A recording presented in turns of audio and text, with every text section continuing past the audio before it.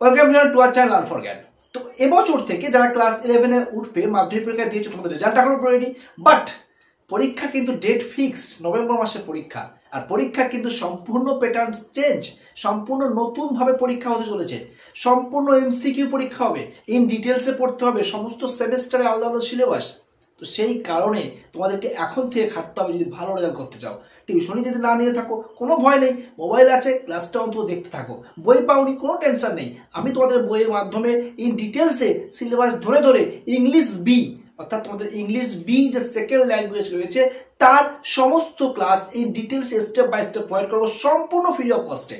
ওকে, তো অবশ্যই সাথে থাকো, বন্ধুদের শেয়ার করো, প্রচুর পরিমাণে বন্ধুদের শেয়ার করো, সকলের কাছে পৌঁছে দাও। কারণ ফ্রিতে কিন্তু ক্লাস তোমরা পাও না বা পাওয়া যায় না, আমি তোমাদের সেটা ফ্রিতে, সম্পূর্ণ ফ্রিতে ইন ডিটেলসে প্রোভাইড করবো প্রতিটা ক্লাস। আজকের ফার্স্ট ক্লাস তোমরা দেখছো, প্রথম তোমাদের শর্ট স্টোরি রয়েছে আর কে রামায়ণের লেখা অ্যাস্ট্রোলজার্স ডে। একটা অ্যাস্ট্রোলজারের যে একটা দিন কিভাবে কাটে সেই অ্যাস্ট্রোলজারের ডে যে স্টোরি রয়েছে আর কে রামায়ণের মালগুড়ি ডেস থেকে নেওয়া, সেই আর কে রামায়ণের লেখা সেই শর্ট স্টোরির আমরা সম্পূর্ণ ব্যাখ্যা সহ আজকে আলোচনা করব। এবং আজকের প্রথম পার্ট পাঠে পাঠে করতে হবে, আমরা জানি, কোনো চাপ নেই, রিল্যাক্সে, তার জন্য এত আগে থেকে ক্লাস শুরু করেছি, স্টেপ বাই স্টেপ আমরা করে যাব। ওকে, পার্ট করে ক্লাস প্রোভাইড করবো, এমসিকিউ প্র্যাকটিস করাবো, প্রতি সপ্তাহে এমসিকিউ প্র্যাকটিস হবে এবং আমরা রেগুলার ডিটেলসে ক্লাস প্রোভাইড করবো। তো দেখো, গল্প শুরু করার আগে তোমাদের একটু বলে দেই, গল্পের প্রধান চরিত্র কিন্তু দুটি এবং তারপরে একটা মাইনর চরিত্র আছে, এবং যদি ওভারঅল দেখি গল্পে মোট 3টে চরিত্র। একটা হচ্ছে অ্যাস্ট্রোলজার নিজে, যার নাম কিন্তু এখানে উল্লেখ নেই। ওকে, অ্যাস্ট্রোলজার মানে জানো, যারা জ্যোতিষী, যারা হাত দেখে, হাত গণনা করে, অনেক সময় দেখবে রাস্তা, খবর কাগজ, বিভিন্ন জায়গায় তোমরা দেখেছো সেই অ্যাস্ট্রোলজার বা এখন ইউটিউবেও তোমরা দেখতে পাবে। তো সেই অ্যাস্ট্রোলজার এখানে প্রধান চরিত্র, ওনাকে ঘিরেই আমাদের পুরো স্টোরিটা কিন্তু চলছে, ওনার উপর ডিপেন্ড করে, পুরো থিমটাই ওনার উপর বেস করে রয়েছে। এবার যে স্টোরি, যেটা মেন প্লট, ওনাকে ডিপেন্ড করে আছে। আর একটা দেখতে পাচ্ছি অ্যাস্ট্রোলজার ওয়াইফ, তার কিন্তু কোনো রকম ভূমিকা নেই, লাস্টের সিনে যে আমরা যে একটুখানি পাবো। ওকে, লাস্ট পোর্শনে যে একটুখানি সামান্য একটুখানি রয়েছে। ওকে, এবং আরেকটা যে চরিত্র রয়েছে সেটা হচ্ছে তোমাদের গুরু নায়ক এখানে আরেকটা প্রধান চরিত্র, যাকে আমরা গল্পের কিছু পোর্শনে যখন আমরা অ্যাস্ট্রোলজার বাড়ি ফিরতে যাবে সেই সময় ওনার সঙ্গে সাক্ষাৎ হবে, তারপরের থেকে কিন্তু আমরা দেখতে পাচ্ছি গুরু নায়কের চরিত্রটা উপস্থাপিত হচ্ছে। তো এই ছিল 3টে চরিত্র, ইন ডিটেলসে দেখে নাও। এবং এখানে একটু ইন শর্টে একটুখানি হিংস দিয়ে দিই, গল্পটা খুবই সুন্দর। এই গল্পের প্রধান চরিত্র অ্যাস্ট্রোলজার, বিভিন্ন রকমভাবে অ্যাস্ট্রোলজার যেমনভাবে মানুষের ভবিষ্যৎবাণী করে থাকেন, মানুষ সম্পর্কে ভালো ভালো কথা বলে থাকেন, সেই কারণে কিন্তু সকলে সে অ্যাস্ট্রোলজার কাছে যায় তার সম্পর্কে জানতে, তার ভবিষ্যৎ সম্পর্কে জানতে, তার লাভ ক্ষতি সম্পর্কে জানতে, তার কি করলে ভালো হবে, কি করলে সে তার সবকিছু সমস্যার সমাধান করতে হবে, সমস্ত কিছুর জন্য মানুষ অ্যাস্ট্রোলজার কাছে যায়, যারা বিশ্বাস করে তারা যায়।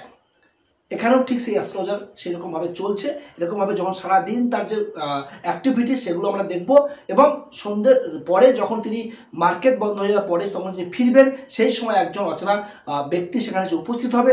সেই অচেনা ব্যক্তিকে অন্ধকারের মধ্যে দেখতে পায় না ঠিকভাবে তিনি কে, যখন আলো জ্বালে, ঠিক আছে, লাইটার জ্বলে, সেই সময় তিনি দেখতে পান স্ট্রেঞ্জারের মুখটা। স্ট্রেঞ্জারের মুখ দেখে তিনি ভয় পেয়ে যান। স্ট্রেঞ্জারের মুখটা দেখার পরে উনি বলবে যে তারকে হাত দেখবে না, তার মানে তার যে অ্যাস্ট্রোলজার, তার যে বর্ণনা, তার যে ভবিষ্যৎবাণী, তার সম্পর্কে কোনো কিছু বলতে চাইবে না, চলে যেতে চাইবে।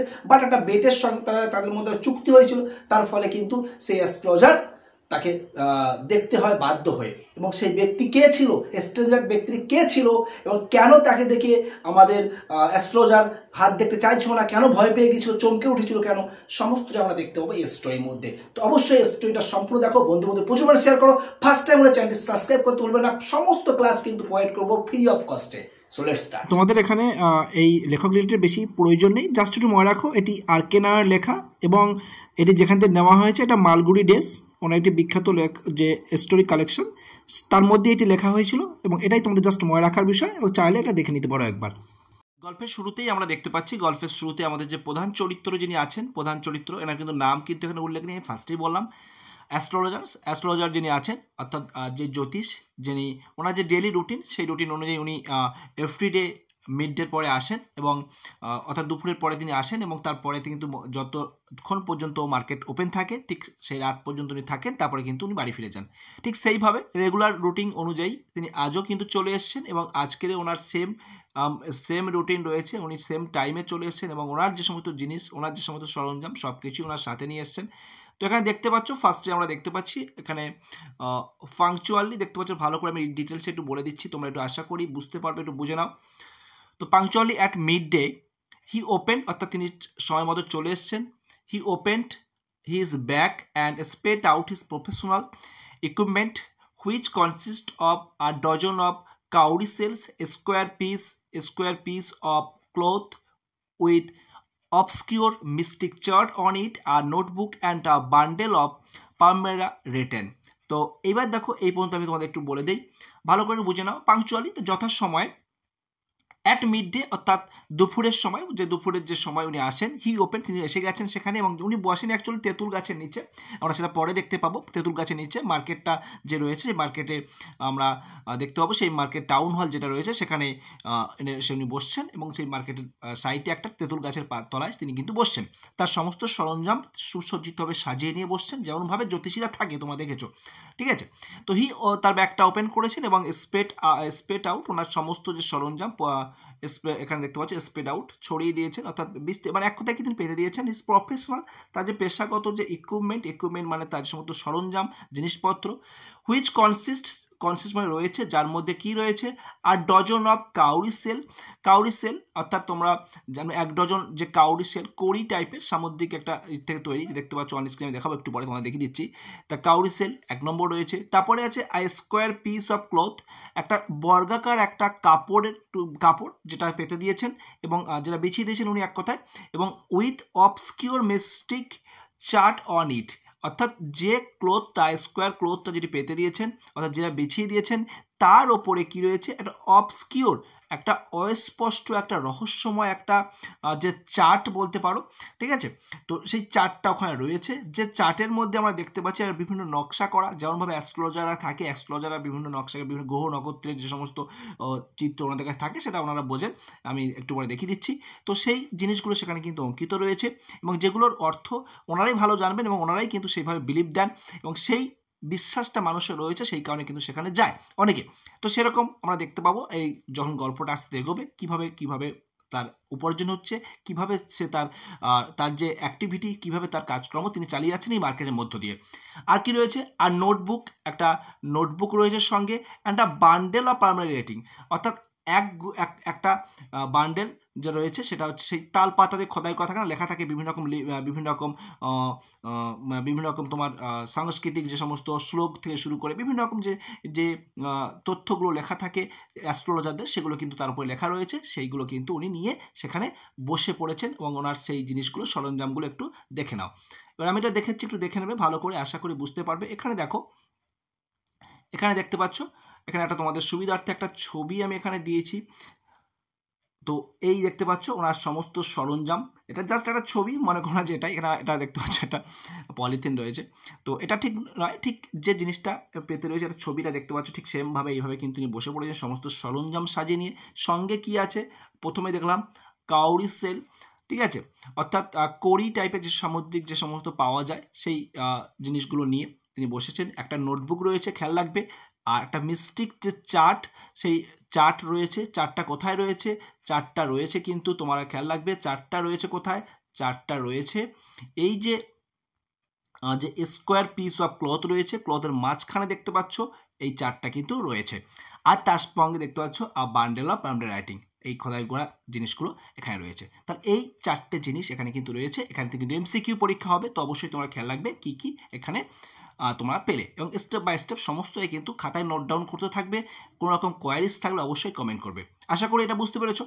তারপরে দেখো, তারপরে এবার চলে আসি ওনার যে ডেসক্রিপশন, উনি কি ওনার যে আউটলুক অ্যাপিয়ারেন্স সেটা কেমন রয়েছে সেখানে আমরা দেখব।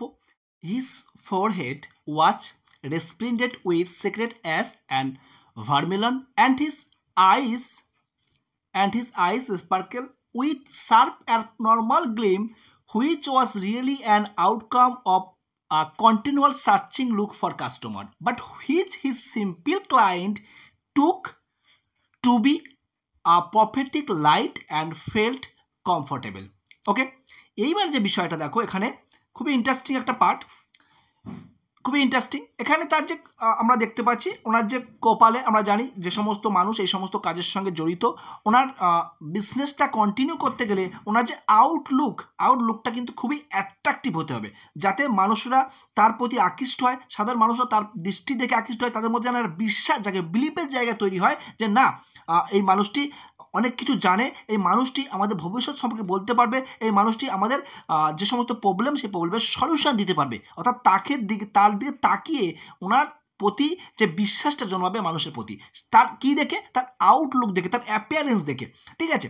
তো সেই কারণে ওনার যে আউটলুক উনি যেটা তৈরি করেছেন একদম খুবই অ্যাট্রাকটিভ, যাতে মানুষ আকৃষ্ট হয় তার দিকে। তো সেই কারণে দেখো হচ্ছে কোপাল সেখানে কি বলছে, ওয়াচ রেসপ্লেন্ডেড, সেটা কি হচ্ছে, সেটা উদ্দীপিত হচ্ছে, সেটা তোমার এক কথায় বলতে গেলে ঝকঝক করছে, দ্রুতিমান, ঠিক আছে, কিসে, with a secret ash and vermilion. এবং সেখানে কি রয়েছে, পবিত্র, সিক্রেট মিনস পবিত্র, অ্যাস ছাই ভস্য দেখতে পাচ্ছ, এখানে ছাই দিয়ে যেভাবে তিলক কাটা, আরে এইভাবে আরে যে দাগ, সাদা সাদা দাগগুলো দেখতে পাচ্ছ, ঠিক আছে, এইগুলো। অ্যান্ড ভার্মিলান হচ্ছে সিঁদুরের যে টিকা কাটা হয়েছে, আশা করি ছবিটা পাশে দেখতে পাচ্ছ। ঠিক সেমভাবে তিনি কিন্তু ওনার কপালে উনি টিকা করেছেন এবং ছাই দিয়ে দাগ কেটেছেন। And his eyes sparkle with sharp, এবং ওনার যে দৃষ্টিটা যদি দেখি, এবার আমরা চলে আসি ওনার আইসে, his eyes sparkle with a sharp abnormal Glim which was really an outcome of a continual searching look for customer, but which his simple client took to be a prophetic light and feel comfortable. তাহলে এখানে দেখো, তারপর ওনার যে I, আমরা কপালটা বর্ণনা করলাম, আয়ের দিকে যদি তাকাই, সে আইটা কি করছে, হিজ আইস স্পার্কেল, সেটাও কিন্তু চকচক করছে, উইথ আ শার্প, তীব্রভাবে, তীক্ষ্ণভাবে, অ্যাবনর্মাল গ্লিম, একটা অস্বাভাবিক যেন একটা গ্লিম, একটা কিরণ, একটা দীপ্তি যেন তার থেকে বেরিয়ে আসছে।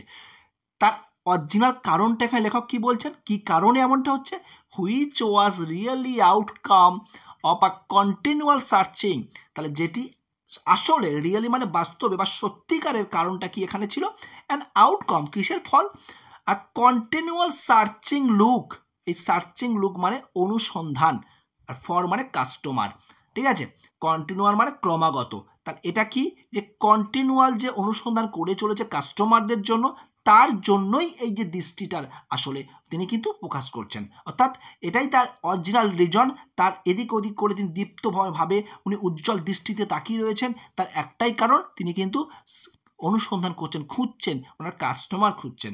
But which is simple client, কিন্তু তার যে সমস্ত সাধারণ ক্লায়েন্ট, অতি সাধারণ ক্লায়েন্ট যারা খদ্দের, এক কথায় took to be a prophetic light, যারা বিশ্বাস করেন, যারা এই সুপার ন্যাচারাল পাওয়ারটাকে বিশ্বাস করেন, যারা অন্ধবিশ্বাসে বিশ্বস্ত, যারা মনে করেন ইনি আমাদের সমস্ত সমস্যার সমাধান করে দিতে পারেন, সেই সমস্ত ক্লায়েন্টদের কাছে এই দৃষ্টিটা কি মনে হয়, to be a prophetic light, এটা মনে হয় তাদের কাছে একটি সুপার ন্যাচারাল পাওয়ার।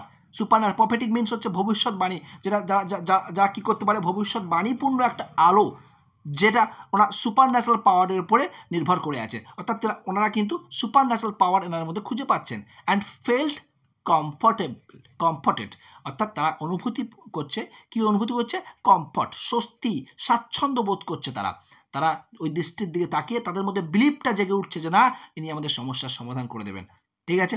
সেই কারণে ওনারা কিন্তু নিজেরা একটা স্বাচ্ছন্দ্য বোধ করছে, ওনারা একটা স্বস্তি পাচ্ছে, আমাদের সমস্যা সলিউশন হয়ে যাচ্ছে।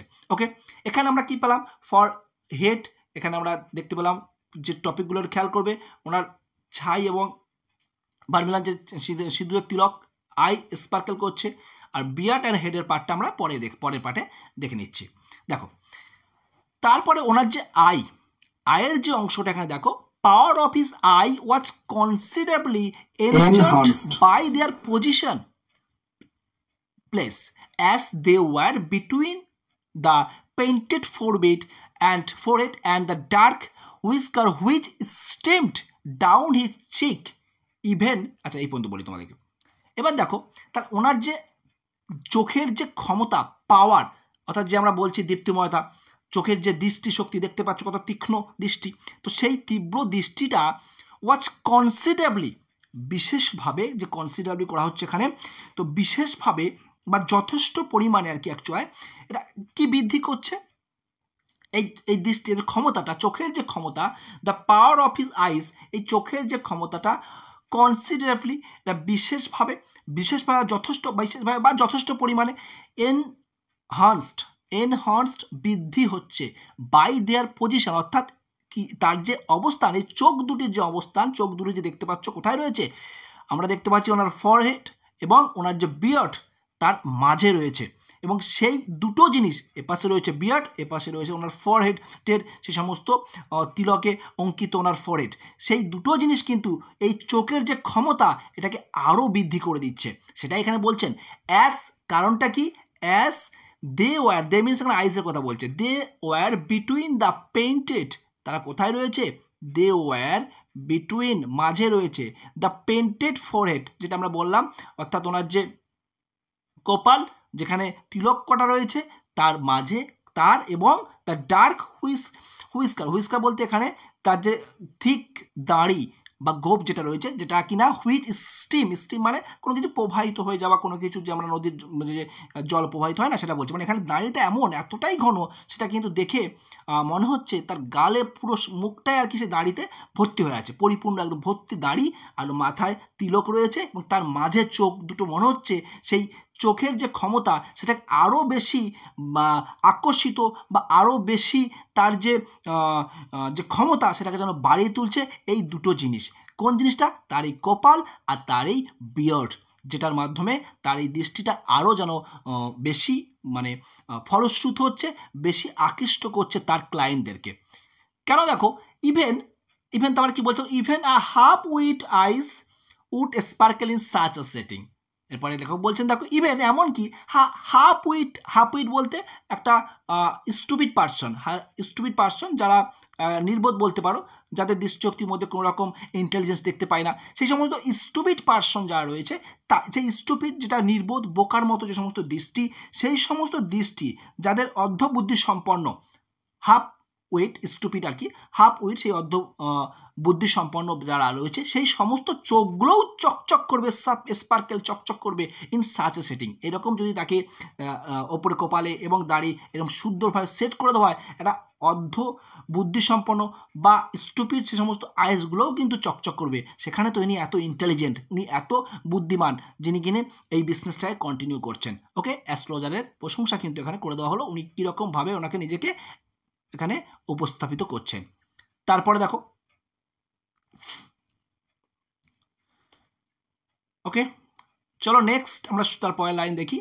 Two crown the effect he wounded a saffron colour turban around his head. এবার ওনার যে ক্রাউন মানে জানো মুকুট, ঠিক আছে, তাহলে ওনার আমরা কপাল বর্ণনা করলাম, বিয়ার্ড বর্ণনা করলাম, চোখের বর্ণনা পেয়ে গেলাম, এইবার রইল ওনার মুকুট।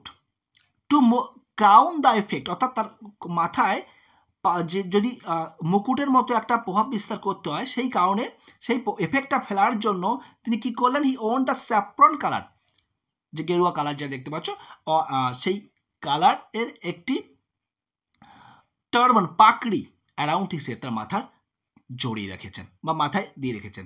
This colour scheme never failed. আর আমরা জানি যে সমস্ত মানুষ এই সমস্ত পাকড়ি পরে থাকেন, ওনাদের প্রতি মানুষের একটা আলাদা বিশ্বাস থাকে, উনি সেটা জানেন, সেই কারণে কিন্তু উনি সেটা করেছেন। এবং সেখানে কিন্তু এটাই উল্লেখ করা হচ্ছে, this colour scheme never failed, অর্থাৎ এই যে কালার, এই কালারটার কখনোই কিন্তু ব্যর্থ হয় না মানুষকে আকৃষ্ট করতে। মানুষের মধ্যে বিশ্বাস জাগবেই যে না, এই মানুষটির মধ্যে কিছু একটা আছে, যার জন্য উনি কিন্তু এখানে এই কাজটা করে চলেছেন মানুষের ভালোর জন্য। এই বিশ্বাসটা মানুষের মধ্যে জাগবে যখন তার এরকমভাবে কোনো রকম আউটলুক দেখতে পাবে, আর সেই বিশ্বাসটা জেগে গেলে অবশ্যই সেখানে কাস্টমার আসবে এবং তার যে বিজনেস উনি করছেন সে বিজনেস রমরমিয়ে চলবে।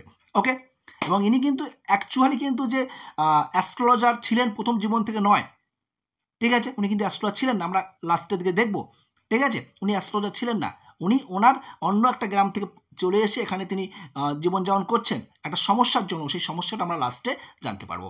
ওকে, বা লাস্টে আমি তোমাদেরকে বলছি, আগে বলে তোমাদের যে সাসপেন্স সেটা কিন্তু নষ্ট হয়ে যাবে। তারপরে দেখো নেক্সট আমরা দেখতে পাচ্ছি, people were attracted to him as bee are attracted to cosmos or to dahlia.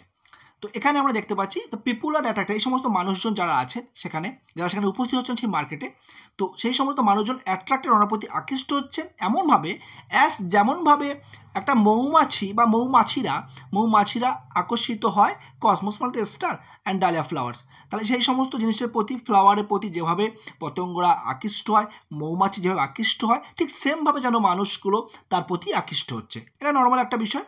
যেহেতু তার আউটলুকটা এতটাই অ্যাট্রাক্টিভ ছিল, তার ফলে কিন্তু মানুষজন ভিড় জমাচ্ছে সেখানে দেখার জন্য কি হচ্ছে। He sat under the bough of a spreading tamarind tree which flanked a path running through the town hall park। তাহলে জায়গার নাম আমরা কি পেলাম? The town hall park. সেই প্লেসে আমরা দেখতে পাচ্ছি উনি স্যাট বসে আছেন আন্ডার দ্য বাউ অফ স্প্রেডিং, একটা ডালের যে সমস্ত শাখা পোশা ছড়িয়ে রয়েছে, স্প্যানিং ট্যামারিন্ড তেঁতুল গাছের শাখা পোশা ছড়িয়ে তার নিচে, তেঁতুল গাছের নিচে বসে রয়েছেন। হুইচ ফ্লাঙ্কড আ পথ, যেটি কিনা দুই পাশে বিরাজ করছে, মানে গাছটা এতটাই হয়ে আছে সেই টাউন হলের, সেই এক পাশে আর কি সেটা বিশালভাবে বিরাজ করে রয়েছে সেই তেঁতুল গাছটি, সেই গাছের নিচে উনি কিন্তু বসে রয়েছেন। তারপরে আমরা দেখতে পাচ্ছি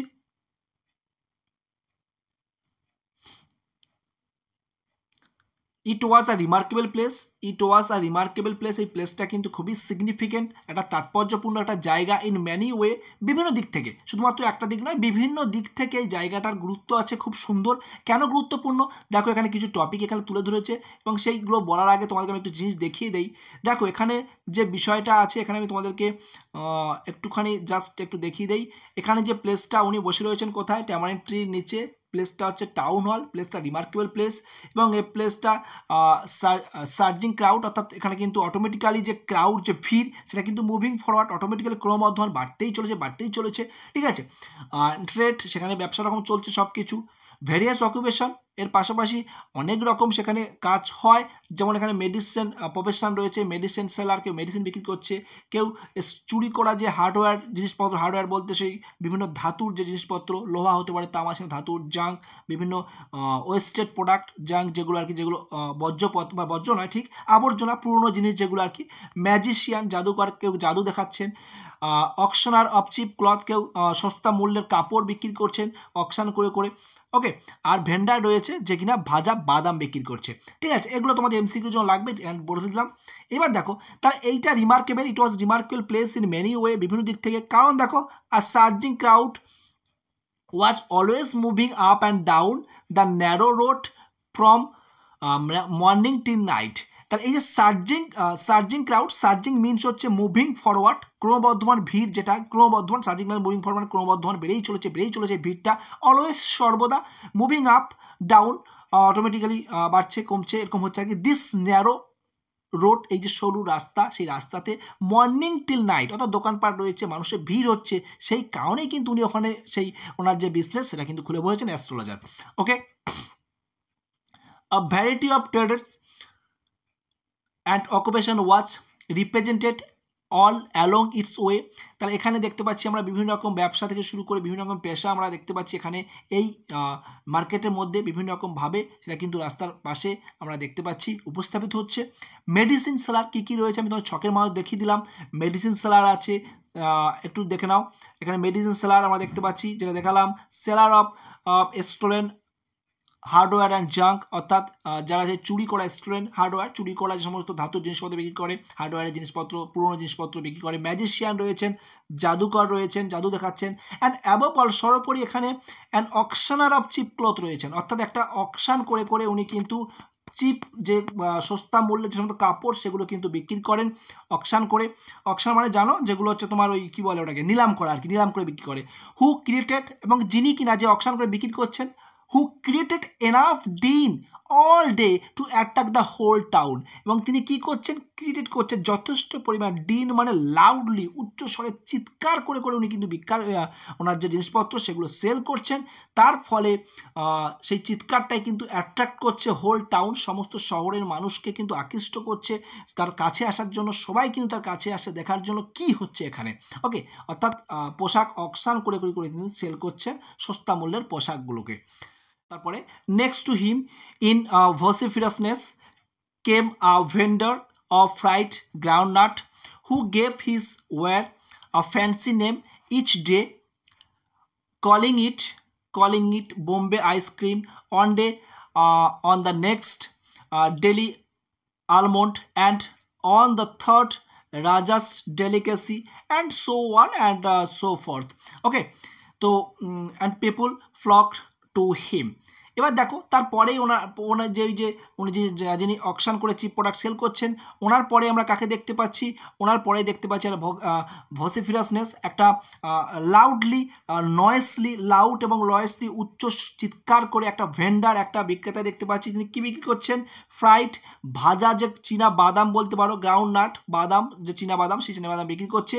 হু গেভ হিজ ওয়ার মিনস, এখানে ওনার যে ওয়ার মিনস অ্যাকচুয়ালি স্টলকে বলানো হয়, ঠিক আছে, যে স্টল যেখানে তার সেই প্রোডাক্টগুলো বিক্রি করছেন, তার যে নাট বিক্রি করছেন যেখান থেকে, সেই প্রোডাক্ট সেই ওয়ারে সেই স্টলের নাম তিনি প্রতিদিন ফ্যান্সি বিভিন্ন রকম ট্রেন্ডি, ফ্যান্সি মিনস বিভিন্ন রকম সুন্দর সুন্দর নাম আর কি, ট্রেন্ডি নাম তিনি কিন্তু এভরিডে দেন, অর্থাৎ প্রতিদিন তিনি আলাদা আলাদা নাম দিয়ে মানুষকে অ্যাট্রাক্ট করার চেষ্টা করেন তার সেল করার জন্য। অর্থাৎ বিভিন্ন রকমভাবে মানুষ এখানে যা দেখতে পাচ্ছ সবাই কিন্তু নিজ নিজ প্রোডাক্ট সেল করার জন্য কিন্তু বিভিন্ন পন্থা অবলম্বন করছে, ইনিও কিন্তু সেম করছেন।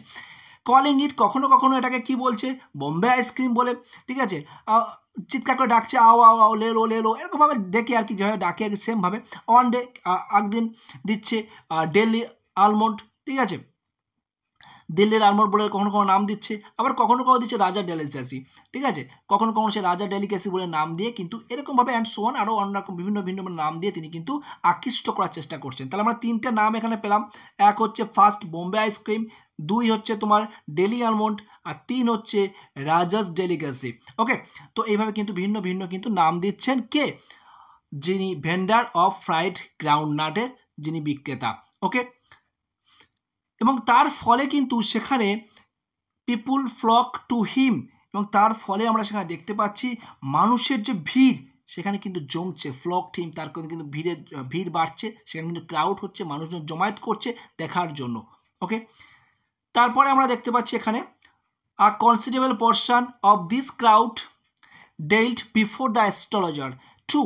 এবার এখানেও দেখতে পাচ্ছি যেহেতু পাশের দুটো দোকানে এত ভিড়, এমনভাবে তারা আকৃষ্ট করছে, ঠিক সেমভাবে সেই সমস্ত লোক যখন সেখানে আসবে তারাও তো দেখবে এনাকে যে ইনি কী করছেন, এনাদেরকে সেই জন্য এনার কাছেও ভিড় জমছে। তো কনসিডারেবল আমরা দেখতে পাচ্ছি, কনসিডারেবল পোর্শন, একটা লার্জ পোর্শন, একটা বিশেষভাবে আমরা উল্লেখযোগ্য একটা বিশেষ পোর্শন বলতে পারো, একটা লার্জ পোর্শন অংশ অফ দিস ক্রাউড, ওই ভিড়ের একটা বড় অংশ আর কি, এক কথা বলতে পারো উল্লেখযোগ্য অংশ বা বড় অংশ। ডেইল্ড মিনস হচ্ছে ডেইল্ড, এখানে তোমার যে ওনার যে চারপাশে ঘুরে বেড়াচ্ছে, হ্যাঙ্গিং অ্যারাউন্ড, অ্যাকচুয়ালি ওনার চারপাশে ঘুরে বেড়াচ্ছে, হয়তো কিছু করবে না, হয়তো নেবে না, বাট ভিড় জমাচ্ছে দেখার জন্য। কোথায়? Before the astrologer too, astrologer সামনেও, সেই জ্যোতিষীর সামনেও কিন্তু ভিড় জমছে। ওকে, দ্য অ্যাস্ট্রোলজার, এক মিনিট লালটাকে অমিট করে দিই একটু। The astrologer transacted his business by the light of a flare which crackled and smoked up above the groundnut heap nearby. এবার এখানে দেখো ইন্টারেস্টিং বিষয়, এখানে কিন্তু যে সরকারের তরফ থেকে যে সমস্ত কারেন্ট সিস্টেম আছে, সবার লাইট আছে, এরকম কোনো ব্যাপার নেই। এখানে প্রত্যেকেই যাচ্ছেন নিয়ে আসে, কেউ ফ্লেয়ার নিয়ে আসছে, ঠিক আছে, কেউ লাইটের ফ্লেয়ার দেখতে পাচ্ছ, একটা আগুনের যেটা বলতে পারি আমরা ওই অগ্নিশিখা, আগুনের শিখা টাইপের তা নিয়ে আসছে, কেউ ল্যাম্প নিয়ে আসছে, বিভিন্ন রকমভাবে আলো নিয়ে কিন্তু সেখানে তারা মার্কেট চালাচ্ছে, ঠিক আছে, সবার নিজস্ব আলো রয়েছে। এখানে অ্যাস্ট্রোলজার ক্ষেত্রে আমরা দেখতে পাচ্ছি অ্যাস্ট্রোলজার উনি ট্রান্স্যাক্টেড করছে, ওনার যে বিজনেস, যেটা হিজ বিজনেস ট্রান্স্যাক্টেড পরিচালনা করছে, বা ওনার যে লেনদেনটা চালিয়ে যাচ্ছে নিজস্ব লাইটে নয়, কার লাইটে? By the light of a flare. কার লাইট? ওই যে অগ্নিশিখা যেটা রয়েছে, which crackled and smoke up above the groundnut heap nearby, অর্থাৎ যে বাদামের যে স্তূপ, বাদামের স্তূপের উপরে, কাছে যে বাদামের স্তূপের উপরে যে লাইট রয়েছে ফ্লেয়ারের, সেই অগ্নির যে লাইট, সেই লাইট যেখানে আমরা যে লাইটটা ইউজ করছে, কে যে লাইটটা ইউজ করছে, যে ফ্লেয়ারটা ইউজ করছে তোমার ভেন্ডার অফ ফ্রাইড গ্রাউন্ডনাট, উনি যেটা বিক্রি করছেন ওনার সেই লাইটের আলোতে উনি কিন্তু আলোকিত হয়ে যাচ্ছেন, এবং উনি ওনার সেই আলো দিয়েই কিন্তু ওনার ব্যবসাটাকে চালিয়ে যাচ্ছে। ওকে, তো আজকে আমরা এটাই প্রথম পার্ট এখানে আমরা ডেসক্রিপশন করলাম। আশা করি তোমরা সকলে বুঝতে পেরেছো। আর ইন ডিটেলসে তোমরা ভালো করে দেখো, একবার না বুঝতে হলে বারবার দেখো। কোনো রকম কোয়ারিজ থাকলে, কোনো জায়গায় কোনো যদি বুঝতে অসুবিধা হয় অবশ্যই কমেন্ট করে জানাবে, আমরা চেষ্টা করবো তার সমস্ত আনসার তোমাদেরকে দিয়ে দেবার। ওকে, তো যারা সম্পূর্ণ ভিডিওটা দেখলে আশা করি বুঝতে পেরেছো কতটা হেল্পফুল হতে চলেছে। ঠিক এরকম ভাবে হয়তো ক্লাস লেন্দি হবে, বাট প্রতিটা ওয়ার্ড টু ওয়ার্ড ইন ডিটেলসে ক্লাস করে যাব, যাতে এমসিকিউ 40 নাম্বার তোমরা 40 পেতে পারো। একটা নাম্বার তোমাদের কমবে না, আমি তোমাদের কথা দিচ্ছি, তোমাদেরকে কথা দিচ্ছি, এক নাম্বার তোমাদের কাটা যাবে না, 40 তোমরা পাবে প্রতিটা পরীক্ষায়। তার জন্য প্রতিদিন আমাকে দিতে হবে, যে ক্লাস তোমাদের করাবো 30টা করে মিনিট তোমাদের কাছে চেয়ে নেবো, সেই 30টা মিনিটের ক্লাস তোমরা দেখবে। আশা করি তোমরা 40 নাম্বার সকলেই পেতে পারবে। আর তোমাদের কাছে একটাই রিকোয়েস্ট, বন্ধুদের মধ্যে প্রচুর পরিমাণে শেয়ার করো। নতুন সিলেবাস অনেকে জানেই না, তো তাদের মধ্যে শেয়ার করে দাও, যাতে তারাও ভিডিওটা থেকে হেল্প পেতে পারে। সকলেই ভালো নাম্বার পাও, ভালো রেজাল্ট করো, আর সকলেই 80-90% নাম্বার ইজিলি ক্যারি করতে পারবে যদি আমার কথা শুনে চলো। ওকে, সো আজকের মতো বাই, দেখা হচ্ছে তোমাদের নেক্সট ভিডিওতে। ভালো থেকো।